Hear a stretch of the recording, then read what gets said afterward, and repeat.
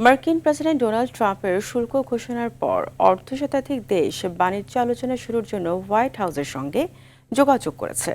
দেশটির অর্থমন্ত্রী Scott Bessent ও white হাউসের জাতীয় অর্থনৈতিক পরিষদের পরিচালক কেভিন হোসেট এ তথ্য নিশ্চিত করেছেন।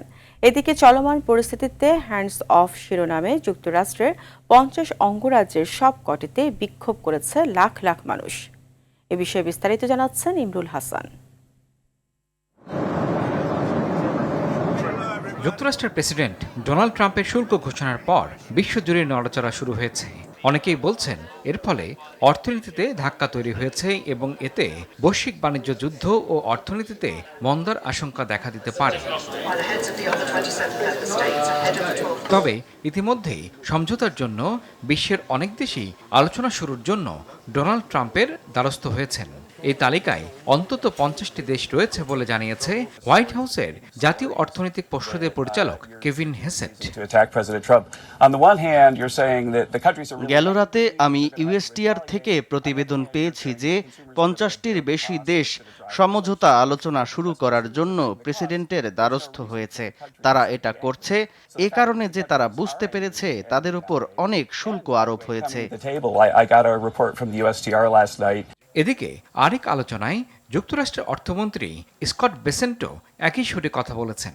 এর মধ্য দিয়ে দেশগুলো প্রেসিডেন্ট ট্রাম্পকে ক্ষমতার জায়গায় রেখেছে বলে মন্তব্য করেছেন অর্থমন্ত্রী স্কট বেসেন্ট। যদিও হোয়াইট হাউসের সঙ্গে যোগাযোগ করা দেশগুলোর নাম এবং সমঝোতার আলোচনা নিয়ে বিস্তারিত জানায়নি কেউ। আর শুল্ক ইস্যুতে ক্ষোভের সৃষ্টি হয়েছে খোদ যুক্তরাষ্ট্র জুড়ে। ট্রাম্পের পদত্যাগ চাই, গণতন্ত্র মুক্তি পাক, আমাদের কোনো রাজা নেই, এমন স্লোগানে দিনভর উত্তাল ছিল যুক্তরাষ্ট্র। দেশটির প্রেসিডেন্ট ডোনাল্ড ট্রাম্প ও তার উপদেষ্টা ধনকুবের ইলন মাস্কের বিরুদ্ধে দেশটির 50 অঙ্গরাজ্যের সবকটিতে বিক্ষোভ করেছেন কয়েক লাখ মানুষ। ইউরোপের কয়েকটি দেশেও রাজপথে নেমেছেন বিক্ষোভকারীরা। ট্রাম্পের নীতির বিরুদ্ধে অবস্থান নিয়ে বিক্ষোভকারীরা বলেছেন মার্কিন প্রেসিডেন্ট জনগণের অধিকার ও স্বাধীনতা হরণ করছেন। দেশব্যাপী এ বিক্ষোভের নাম দেওয়া হয়েছে হ্যান্ডস অফ। অধিকার কর্মীদের প্রায় 150 গোষ্ঠী এ বিক্ষোভে অংশ নেয়। Washington, new York, Texas, Florida, Colorado, Minnesota, Carolina, Delaware সহ সব অঙ্গরাজ্যের প্রধান শহরগুলোয় 1,500-এর বেশি বিক্ষোভ সমাবেশের আয়োজন করা হয়।